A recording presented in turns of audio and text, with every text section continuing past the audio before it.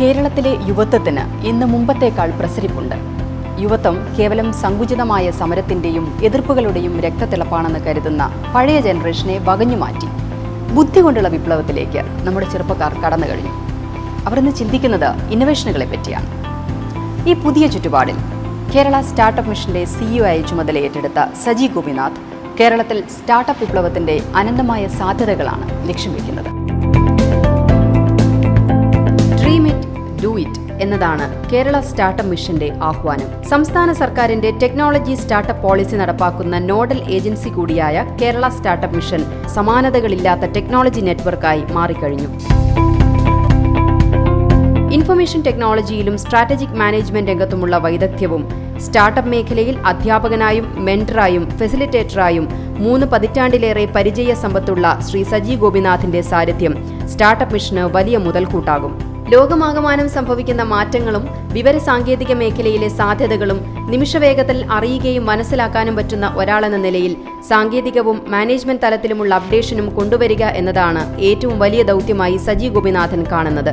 For example, നമുക്ക് ഒരു കാലത്ത് IT വളരെ മുന്നിട്ട് നിന്നിരുന്നു. ഇനി വരുന്ന ടെക്നോളജിയിൽ IT-യുടെ ഒപ്പം തന്നെ മേ ബി ഹാർഡ്വെയറിൻ്റെ ഒരു പാർട്ട് വരാം, എംബെഡഡ് ടെക്നോളജീസ് വരാം. പല ഫ്യൂച്ചറിസ്റ്റിക് ടെക്നോളജികളും പല ടെക്നോളജികളെ കൺവേർജൻസ് ആണ്. അതുകൊണ്ട് തന്നെ അതിൽ വരുന്ന സ്റ്റാർട്ടപ്പുകളുടെ റിക്വയർമെൻ്റ് എന്ന് പറയുന്നത് ഒരുപക്ഷെ പ്യുവർ ആയിട്ടുള്ള സ്റ്റാർട്ടപ്പുകളുടെ റിക്വയർമെൻറ്റ് വളരെ വ്യത്യസ്തമാണ്. അപ്പോൾ നമുക്കൊരു ബ്രോഡറായിട്ട് പറയുകയാണെങ്കിൽ കേസും നേരത്തെയും ഇനിയും സപ്പോർട്ട് ചെയ്യുന്നത് ടെക്നോളജി ബേസ്ഡ് സ്റ്റാർട്ടപ്പുകളായിരിക്കും. ആ ടെക്നോളജി ബേസ്ഡ് സ്റ്റാർട്ടപ്പുകളിൽ തന്നെ ഡിസ്റപ്റ്റീവ് ആയിട്ടുള്ള ടെക്നോളജികൾ which reduces the price exponentially in a very short period of time. അങ്ങനെയുള്ള ടെക്നോളജികളുള്ള സ്റ്റാർട്ടപ്പുകളായിരിക്കും നമ്മൾ കൂടുതൽ സപ്പോർട്ട് ചെയ്യുക. വളരെ വേഗത്തിലാണ് ടെക്നോളജി ലോകത്തെ സൗകര്യങ്ങളെയും മനുഷ്യനെ തന്നെയും മാറ്റിമറിക്കുന്നത്. ആ വേഗത്തിലുള്ള ചലഞ്ചുകൾക്ക് വേഗത്തിൽ തന്നെ സൊല്യൂഷൻ കണ്ടെത്തണം.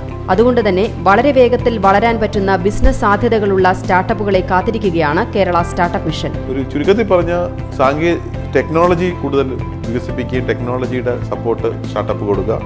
സ്റ്റാർട്ടപ്പുകളുടെ നെക്സ്റ്റ് ലെവൽ ഓഫ് ഗ്രോത്തിന്, ആക്സിലറേറ്റഡ് ഗ്രോത്തിന് വേണ്ടിയിട്ടുള്ള സ്കീമുകൾ ഡെവലപ്പ് ചെയ്യുക. അത് എല്ലാം സർക്കാർ ചെയ്യണമെന്നില്ല.